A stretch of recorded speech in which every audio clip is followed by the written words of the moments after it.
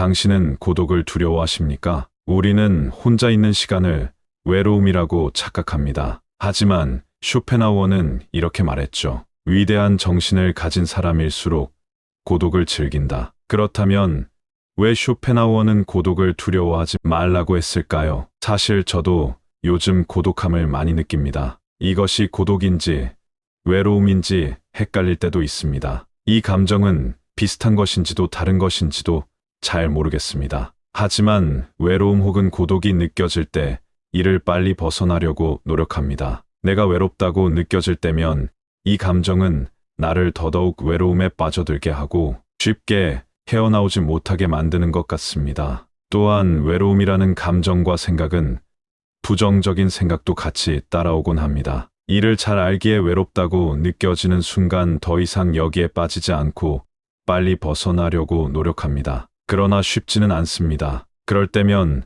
내 자신에게 집중하고 몰입할 수 있는 것을 찾곤 합니다. 쇼펜하우어가 말한 것처럼 내가 성장할 수 있는 기회로 만들기 위해 노력하다 보니 고독과 외로움이라는 시간이 전보다 많이 어렵지 않게 느껴집니다. 하지만 여전히 쉽지만은 않은 게 사실입니다. 그럴 때마다 쇼펜하우어의 말을 다시 새겨 듣고 기억합니다. 지금부터 쇼펜하우어의 언어를 들으며 이야기를 풀어나가 보겠습니다. 1부. 왜 우리는 고독을 두려워하는가? 우리는 고독을 피하려고 합니다. 친구, SNS, 유튜브, 각종 모임. 하지만 아이러니하게도 이 모든 것이 우리를 더욱 외롭게 만듭니다. 쇼펜하우어는 말했습니다. 대부분의 사람들은 자신의 내면을 직면할 용기가 없기 때문에 오로지 외부 세계에만 의존한다. 즉, 우리가 고독을 두려워하는 이유는 우리 자신과 마주하는 것이 두렵기 때문입니다. 끊임없이 무언가를 소비하고 사람들과 어울려야 한다고 생각하죠. 하지만 이렇게 살아가면 우리는 진짜 나를 찾을 수 없게 됩니다. 현대 사회에서 고독은 부정적인 의미로 쓰이는 경우가 많습니다. 하지만 진정한 고독은 단순한 외로움이 아니라 자기 자신과 깊이 마주하는 시간입니다. 많은 사람들이 고독을 피하기 위해 바쁘게 살지만 결국 자신이 원하는 삶을 찾지 못한 채 허무함을 느끼게 됩니다. 예를 들어 성공한 많은 사람들은 일정 기간 고독 속에서 깊이 있는 사색을 하고 자신만의 철학을 정립했습니다. 스티브 잡스는 젊은 시절 인도 여행을 하며 깊은 고독을 경험했고 이 과정에서 그의 창의성이 더욱 빛을 발했다고 합니다. 마찬가지로 우리가 진정한 자신을 찾기 위해서는 일정 정도의 고독이 필요합니다. 2부. 쇼펜하우어가 말하는 고독의 가치. 쇼펜하우어는 이렇게 말했습니다. 고독 속에서만 인간은 온전히 자기 자신이 될 수 있다. 그는 평생 독신으로 살며 혼자 있는 시간을 통해 철학을 탐구했습니다. 그의 사상은 세상의 시끄러운 소음에서 벗어나야만 진짜 지혜를 얻을 수 있다는 것입니다. 우리는 사회 속에서 끊임없이 타인과 비교하고 인정받기 위해 애씁니다. 하지만 쇼펜하우어는 이런 삶을 어리석다고 말했습니다. 타인의 기대에 맞추기보다는 고독 속에서 자기 자신을 찾고 발전시키는 것이 진정한 행복의 길이라고 했습니다. 실제로 심리학 연구에서도 일정 시간의 고독이 창의력과 문제 해결 능력을 높인다는 결과가 있습니다. 혼자 있는 시간이 많을수록 우리는 더 깊이 있는 사고를 할 수 있고 더 창의적인 아이디어를 떠올릴 수 있습니다.